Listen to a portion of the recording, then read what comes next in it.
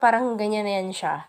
Okay? So, ganun lang po siya kadali mga kaibigan. Hi mga kaibigan, magandang araw. Welcome and welcome back dito po sa ating YouTube channel. My name is Mary Ann Bonpon. Kung bago lang po kayo dito po sa ating YouTube channel, huwag kalimutang i-click ang subscribe button. Pati na rin po ang notification bell para lagi po kayong updated every time na may bago tayong upload. Sa video na ito mga kaibigan, pag-uusapan or ituturo po natin sa inyo paano po tayo maglagay ng YouTube thumbnail gamit lamang ang ating mobile phone. Kung interesado ka, tapusin mo lang ang video na to para malaman mo step by step ang tutorial na gagawin natin. So ano pang hinihintay natin?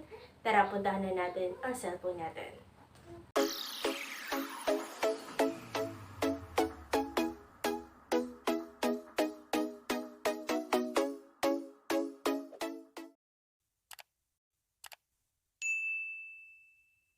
Mga kaibigan, ngayon ay dito na tayo sa ating cellphone at ituturo ko naman sa inyo ngayon kung paano tayo maglagay ng YouTube thumbnail gamit ang ating cellphone lang din. Okay?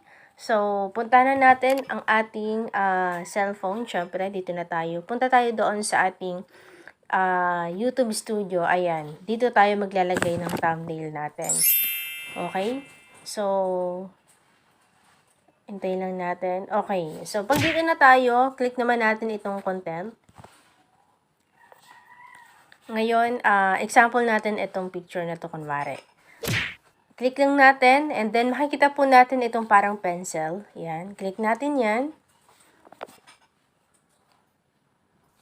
Tapos, click naman natin itong pencil din na ito. Yan. So, dito po sa ibaba, ayan, meron naman po siyang mga ready-made na thumbnail.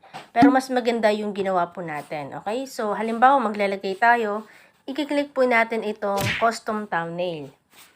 Ngayon, dito po sa mga picture dito, pipiliin nyo po yung thumbnail na ginawa ninyo. Once na na-click na po ninyo yan, halimbawa ito, yan, ilalagay po natin yan. I-click po natin itong done. Okay? So, once na na-click po natin yung done, automatic na po yan siya mga kaibigan na makikita po natin na kagaya nito. Okay? So, hindi natin siya pwedeng ilagay dahil hindi naman yun yung thumbnail niya. Ayan, makikita nyo parang ganyan na yan siya.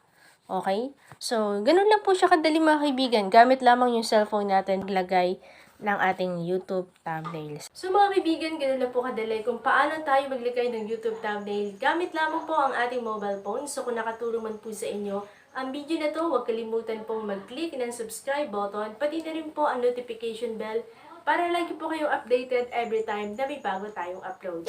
But wait mga kaibigan, kung gusto po ninyo na ma-shoutout kayo sa next video natin, mag-comment lamang po ng hashtag please shoutout kasama po ang inyong pangalan at address para malaman po natin kung hanggang saan na po nararating ang video natin.